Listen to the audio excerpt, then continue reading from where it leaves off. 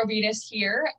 As we do have more joining, I'll let them in, but we want to make sure we are using your time as effectively and efficiently as possible. So without further ado, I will introduce Matt. So Matt is the VP of Sales over at Fields Manufacturing.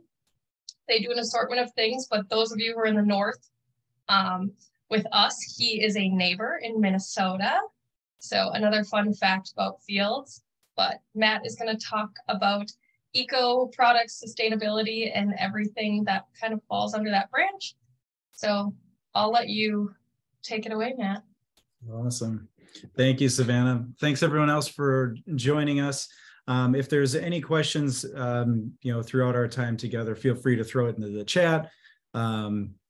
Otherwise, don't hesitate to just interrupt me and ask questions. Like Savannah said, I'll be talking mostly about some of our more sustainable solutions, grow kits, seeded paper, things like that. What are they? How are they being used from a marketing standpoint, from an HR standpoint, and things of that nature. But also talk a little bit more about just like sustainable spend and how to protect your investments and make sure that your marketing dollars and your spend within any branded merch is going as far as possible. So give me a second here. I'm going to share my screen. I'm usually not a slide guy, so hopefully y'all can see that.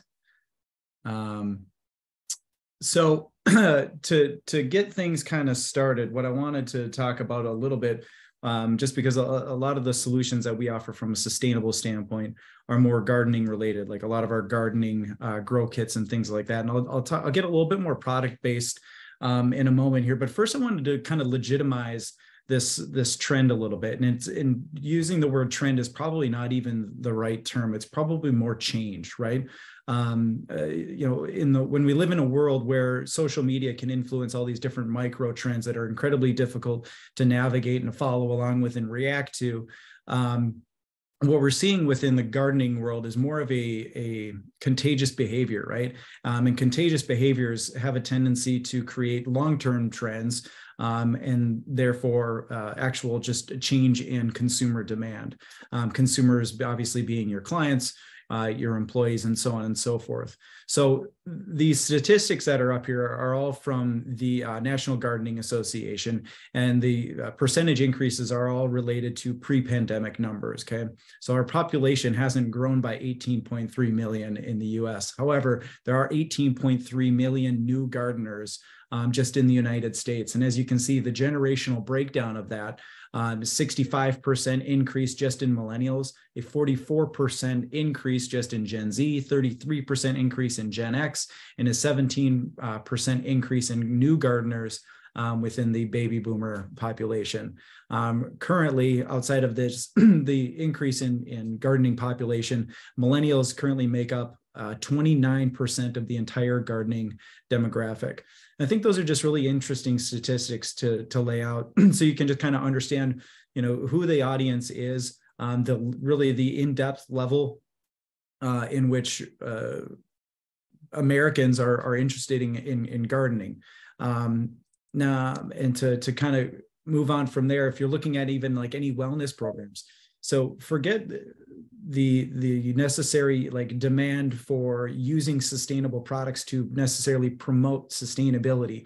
We've really moved pretty far away from that. If you backed up maybe 5 to 7 years ago, a lot of the more grow kits and sustainable products were primarily used just for sustainable messaging, right? And as this trend has turned into a change, what we're finding is that those products aren't necessarily used for messaging sustainability. It's more just a demand for sustainable products, sustainable solutions, regardless of its application. So to give you an example, when it comes to wellness programs, anybody that's promoting, healthy eating and nutrition and things like that, statistics and studies have found that adults and children that are involved in growing their own food are more likely to eat healthier and eat more fruits and eat more vegetables, primarily because they're growing the food. They're seeing they're getting the fulfillment of the experience in growing their own food, and therefore want to make healthier meals with those ingredients. So, where are we using, wellness program, or, using those solutions for wellness programs? Outside of that, any community outreach, any initiatives that are supporting family activity, and then mental health. Mental health with a lot of the grow kits and seeded paper, the way that plays into it. And this is a big part of why there was such a huge increase and really kind of a balloon effect in a higher demand for gardening and activities relating to gardening, all throughout the pandemic and through today. Is because people were looking for the ways that they could engage their minds outside of Netflix, right? And experience kind of the meditative benefits of growing something, having a little desktop garden or an outdoor garden, right? And that's the other thing to keep in mind with a lot of these different types of solutions that we'll be talking about, is that they're not just outdoor products. A lot of these items have kind of transplanted themselves, no pun intended, to being more desktop solutions and having, desktop gardens. So it's a great tool for employee engagement, for onboarding kits, anything like that, where you're going to have this little experiential space on your desk that people are going to, interact with the brand, grow a plant, give back to nature, but also experience the mental health benefits of it as well. 42% of gardeners have committed more time to gardening over the last few years. Again, going back to, just kind of the mental health benefits of it, right? And kind of give you a quick outline and understanding of kind of at the consumer level, the increased demand and how much people are investing of their own money into gardening. And I think this does a really good job of illustrating and legitimizing this gardening change in demand, that people are spending a significant amount of money because these are products that people want to buy. They're products that people want to have in their life. So outside of a grow kit necessarily being good for the planet, because of the plant that it's growing, it's also good for the economy. It's a good and sustainable investment on your behalf, because you're going to then be providing each recipient with something that they actually want to receive, right? So on average, each household spends just over $500 in gardening alone. From ages 35 to 44, just over $600, which is the highest average on a household spend. So people are, again, to my point, this is a huge industry, and people are spending a significant amount of money on products that they actually want to have in their possession. What just happened here? Can you guys not see that slide? Unless it's totally black. Yeah, it's a nice shade, but no. There we go. There we go. Now we're back. We're back at it. A nice shade of black. Appreciate that commentary. That's fantastic. So this item, this is our one of our newest grow kits. It's a triple planter. It's based off of one of our best-selling items, which is just a single wooden cube grow kit. And definitely one of our best sellers. And so what we did with that idea is we expanded on that. And so it does come with like the standard packaging, or otherwise you can customize the packaging. And then what you've got from there is 3 different cells, if you will, 3 different cavities within this grow kit, where you can pick 3 different types of seeds. You could do an herb selection, a variety of wildflowers, different vegetables. You get to pick the seeds that you want in there out of the selection that we have available. And now you've got kind of this really elegant starter kit to start growing something and have a little desktop garden. Kind of like what the statistics were sharing before in regards to healthy eating and just wellness and things like that, and the behaviors that people are finding when you're growing your own food.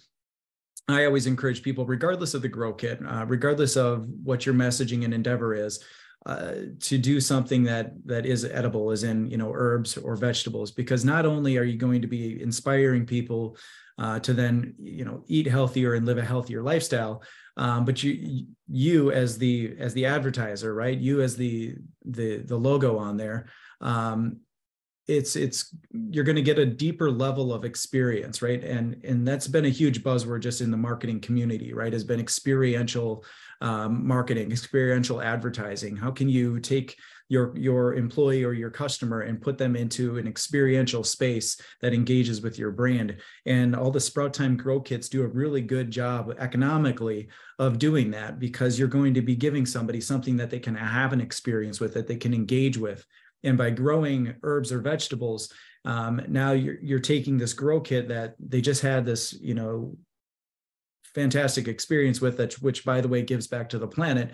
But now they're going to go, harvest those ingredients and make a healthy meal for their friends and family, so on and so forth. So I always encourage people that when you're considering seed selection, to try to, head in that direction. The other thing I always tell people to do is, and it doesn't cost you any extra, is to incorporate a hashtag into your artwork. Whatever you're putting onto your grow kit, try to incorporate a hashtag. And the reason why is because another natural human behavior is when people are growing things, especially from a seed, they're incredibly proud of them. And so what they do is they take pictures of their plants. Yes. They not only talk to their plants, but they take pictures of them, I swear, like they're children. I get text messages and emails pretty regularly from distributors just like Savannah that are so proud of the plants that they're growing, or their end user will share photos of the success that they're having with their different grow kits. Point being is people are proud of the success and the progress that these plants represent, right? And they want to take pictures of it. So put a hashtag into your artwork and then encourage people to take that photo that they just took, that natural behavior, and use that to then solicit your brand through social media. Again, it's a whole nother touch point. It just continues to add more value to the product as a whole, and gets you a little bit bigger reach as far as communication is concerned. Moving on, our seed paper. So we have an assortment of, I think it's close to 50 different stock shapes that you can choose from. So seed paper is a relatively new concept to a lot of people, which therefore makes it a fantastic trade show giveaway, like an event handout or even a direct mail piece. And the reason it does such a great job as an event giveaway is because it's an icebreaker. It's a conversation starter, because like I said before, seeded paper is a relatively new concept that a lot of people either haven't heard of at all, or have heard of but haven't had the opportunity to go experience the growing it themselves. And so you can use this in those spaces to use it as an icebreaker, right? If somebody's walking past your booth or whatever environment you're working within, rather than greeting them with a sales pitch or whatever conversation you want to, eventually have with them, you're greeting them with the unexpected. And that is, hey, would you like to take this little, paper shape, and it will grow 13 different types of flowers. Now, a lot of people might look at you a little side-eyed and think that maybe you've been smoking your seed paper. I assure you, all of our seeds are legal, 100% legal, in all states. But point being is that it's a friendly greeting, it's a warm greeting, and they're gonna start to ask you questions like, are you serious? Like, I can actually plant that little paper shape and it's gonna grow 13 different types of wildflowers. And the answer is yes. Well, how do I grow it? And you can give them a little bit of an educational tutorial on how seed paper actually works, right?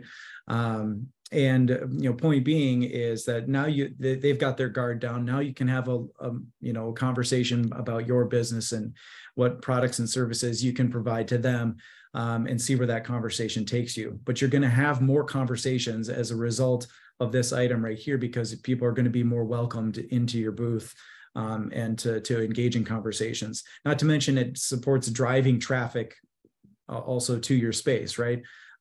We had a customer a while back that started out by ordering 30,000 pieces of a seeded paper shape, and we did a custom shape for them. It was pretty cool. They thought that 30,000 pieces was going to get them through their entire year. They did a lot of trade show and event marketing, things like that.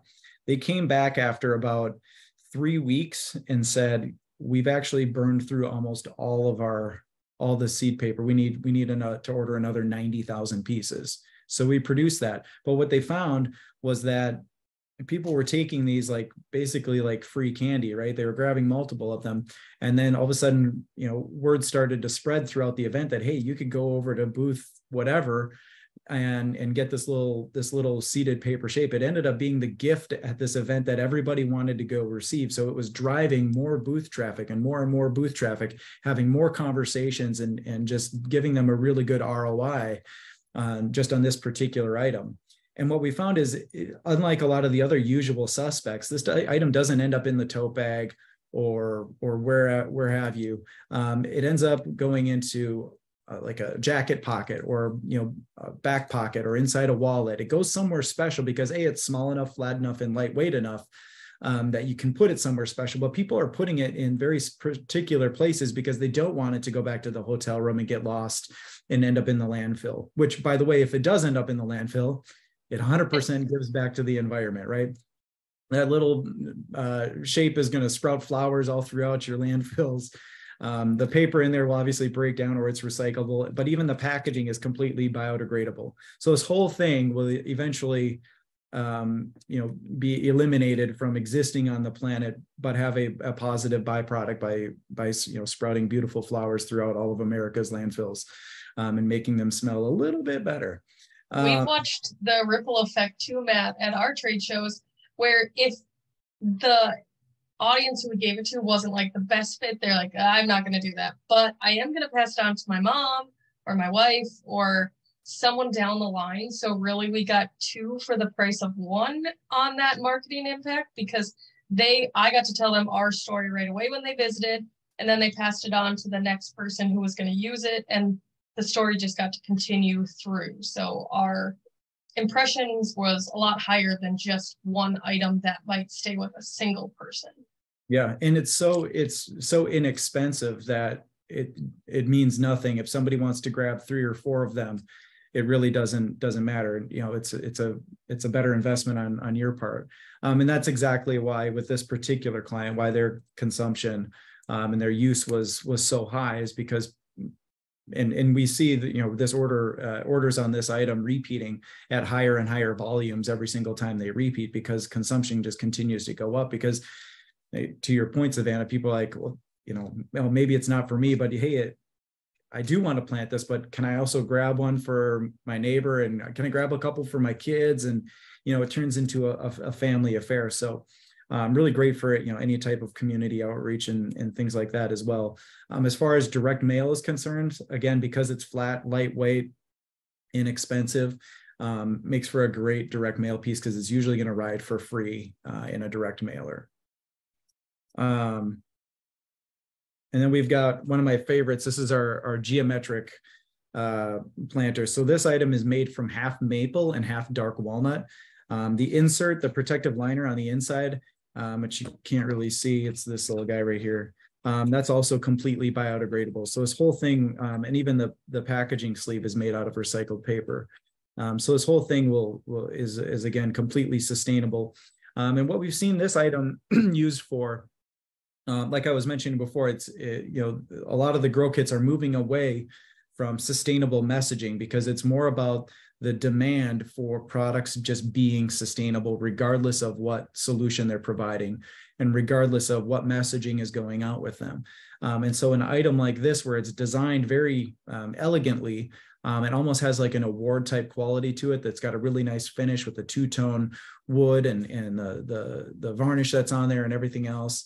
The stain that's on there. It has a really nice, elegant design to it. And so a lot of people have actually been using this item as an award. So any type of employee recognition, when you're recognizing an individual.